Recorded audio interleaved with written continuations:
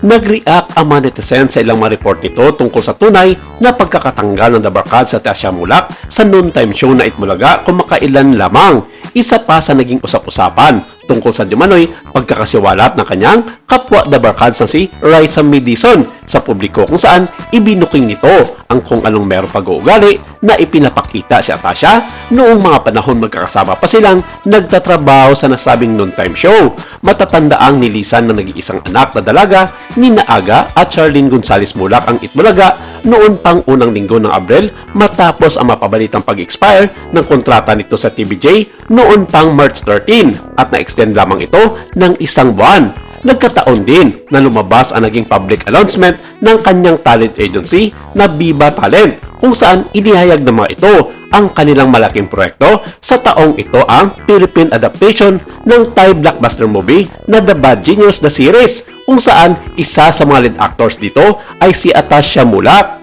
Nangyari ang kanilang cast reveal sa kanilang media conference na naganap sa Viva Cafe noong March 18 kung saan makakasama din ng dalaga sa mga main cast ang kanyang kapwa Viva Artist Agency talent na sina Jairus Aquino, Gab Lagman at Hyacinth Calyado. Ito ay sa ilalim ng pamamahala ng Studio Viva kung saan ididirect din ito ng award-winning director na si Direk Cabredo kung saan siya ang nanguna upang ipakilala ang buong cast ng nasabing Thai blockbuster movie sa harap ng mga miyembro ng media. Dito rin nalaman ng mga netizens ang ilan sa mga dahilan kung bakit hindi na nila nasisilayan si Atasha sa Itbulaga dahil sinabi na mismo ni Direk Cabredo na meron itong conflict of schedule ang dalaga sa kanyang trabaho sa nasabing noontime show at sa kanyang gagawing proyekto sa The Bad Genius. Kaya klaro at hindi definite ang tunay na dahilan ang pagkawala ni Atasha sa Dabarkads at pansamantala lamang ito sa oras na matapos ang kanyang mga ginagawa outside of Itbulaga.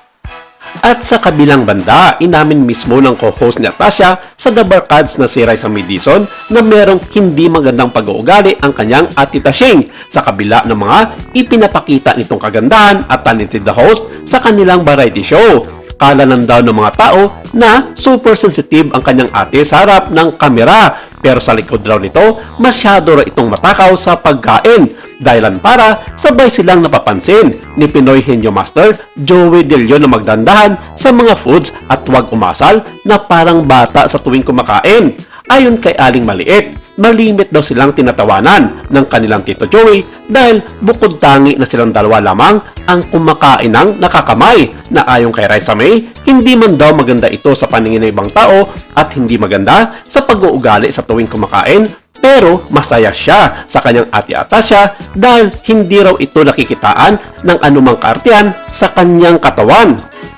Hindi raw tulad ng ibang mga artista sa showbiz na masyadong mapagmataas sa sarili at hindi na nasasikatan ng araw para mainitan. Dagdag pa ni Raisa May na excited na siya at ang buong Dabarkads sa pagbabalik ni Atasha sa Itbulaga sa mga susunod na buwan at hindi idinetalye na Aling Maliit kung kailan ito babalik dahil hindi raw siya otorisadong magsalita tungkol sa mga bagay na ito. Dagdag pa niya na masaya siya sa kanyang ate dahil unti-unting natutupad nito ang kanyang mga pangarap sa buhay bilang isa sa mga hinangaan na rising star ng Philippine showbiz industry.